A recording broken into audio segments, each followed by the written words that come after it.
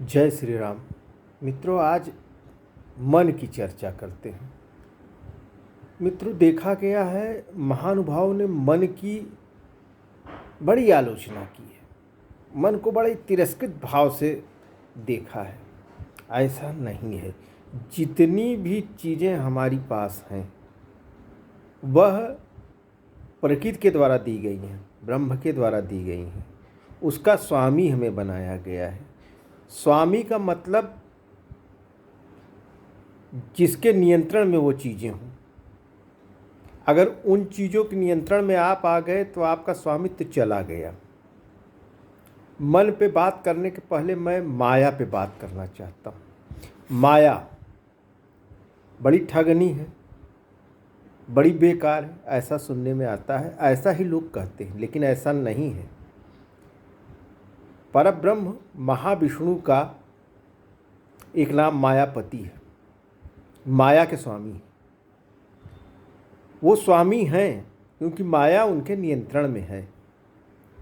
वैसे मैं भी स्वामी हूँ, हम सब स्वामी हैं इन सब चीज़ों के। इन सब चीज़ों पे हमारा नियंत्रण होना चाहिए। लेकिन जब ये चीज़ें हमारे नियंत्रण से बाहर हो जाती हैं तो हम जीवात्मा मात्र रह जाते हैं। और जैसे ही इन सब चीज़ों को नियंत्रित करने का पराक्रम हमारे अंदर आता है, वैसे ही हम ब्रह्म के समान हो जाते हैं। ब्रह्म के समान हो जाते हैं क्योंकि हम ब्रह्मांश हैं। तो मन की बात मैं बताऊं, भगवान श्री कृष्ण के बड़े भाई थे उद्धव, बहुत बड़े तत्वज्ञानी थे। उनके ज्ञान की चर्चा सर्वत्र थी। तीनों लोकों में वो अपने ज्ञान के बल पे जाने जाते थे।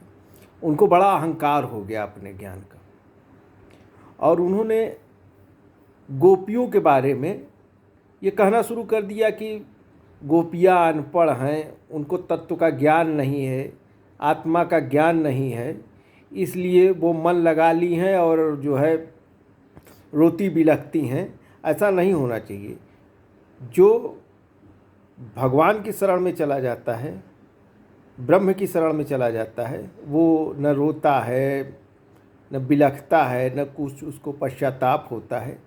देखिए, प्रभु हमारे सनातन धर्म में भगवान क्या हैं ये देखिए।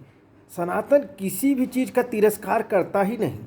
जो भी चीज़ें अस्तित्व रूप में हैं वो तिरस्कृत होने के लिए नहीं है। तिरस्कृत होने के लिए तो विष भी नहीं है, क्योंकि विष भी कहीं अमृत का काम करता है। औषधि शास्त्र में विष के द्वारा दवाएं बनाई जाती है कि नहीं बनाई जाती। वैसे जितनी भी चीज़ें हैं, जितनी भी संवेदनाएं हैं, जितनी भी प्रवृत्तियां हैं, ये पूर्णतः तिरस्कृत करने के लिए नहीं है। इनका तिरस्कार या क्षरण नहीं किया जा सकता और करना भी नहीं चाहिए। तो हुआ क्या कि भगवान श्री कृष्ण ने देखा कि भैया उद्धव को तो बड़ा अहंकार हो गया है कि मैं इतना बड़ा ज्ञानी हूँ, गोपियाँ सब मूर्ख हैं जो रो रही हैं, बिलख रही हैं, न स्नान करती हैं, न कायदे से भोजन कर रही हैं, सिर्फ कृष्ण कृष्ण कर रही हैं।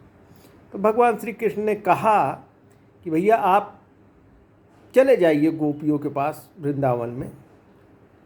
वो बड़ी दुखी हैं, उनको समझाइए, उनको ज्ञान दीजिए जिससे उनके दुख का मार्जन हो जाए, दुख खत्म हो जाए और वो स्वाभाविक सांसारिक जीवन जीने लगे। अब उद्धव अपने ज्ञान की गठरी गठियाए और पहुंच गए वृंदावन, और गोपियों को लगे दर्शन देने, अध्यात्म देने, बड़ी बड़ी बातें करने लगे।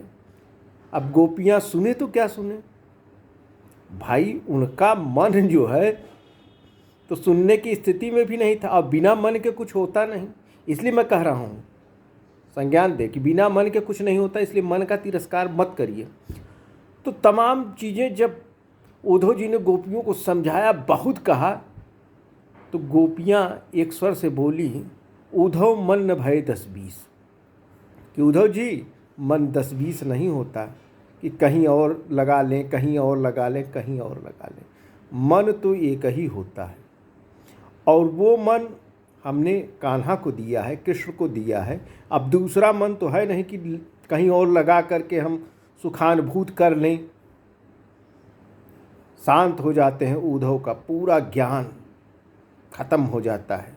उद्धव अपने ज्ञान की गठरी बांधे हुए मथुरा चले आते हैं श्री कृष्ण के पास और शांत हो जाते हैं। उद्धव को यह मालूम हो जाता है कि कोई भी चीज़ तिरस्कार करने की नहीं है, वैसे मन भी है। अब मैंने कहा कि स्वामित्व, मन के स्वामी आप हैं, तो आप उसको नियंत्रित करें।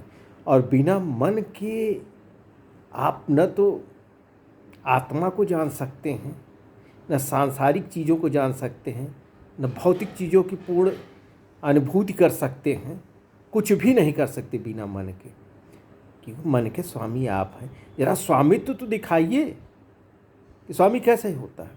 अब माया के स्वामी परब्रह्म महाविष्णु माया के स्वामी हैं, मायापति हैं, माया उनके नियंत्रण में है। और देखिए, माया का सकारात्मक प्रयोजन सिद्ध करते हुए कई बार महाविष्णु दिखते हैं, कई बार दिखे हैं, कई बार उन्होंने माया रची है। क्यों रची है? उसके सकारात्मक पहलू को उन्होंने स्पष्ट किया है माया रच करके।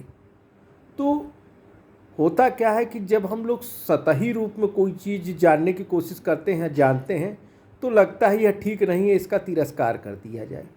भाई ये ठीक नहीं, सारी चीज़ें ठीक हैं। प्रकृति ने आपको स्वामित्व दिया है, आप स्वामी की तरह होइए ना। आप तो चाकर हो जाते हैं, माया के चाकर हो गए, मन के चाकर हो गए हैं, तब आप गलत हो सकते हैं, तब आप जीवात्मा के रूप में वशीभूत हो जाते हैं, तब आप गलत दिशा में भी जा सकते हैं। अन्यथा इन सब चीज़ों को समझने के लिए कि सनातन ने निषेध किसी का नहीं किया है, आपको स्वामी बनाया है। स्वामी का मतलब होता है कि जिसके नियंत्रण में सब कुछ रहे वही स्वामी है। तो हम तमाम संवेदनाओं को भी नियंत्रित कर सकते हैं, बस जागरण करना चाहिए। इसलिए ये जितनी भी प्रवृत्तियां हैं यह बुरी नहीं हैं, जो बुरी हैं वो है ही नहीं, उनका सकारात्मक उपयोग करें। जैसे विष का, अमृत का है तो विष का भी सकारात्मक उपयोग होता है। बस आज इतना ही, फिर आगे बताएंगे। जय श्री राम।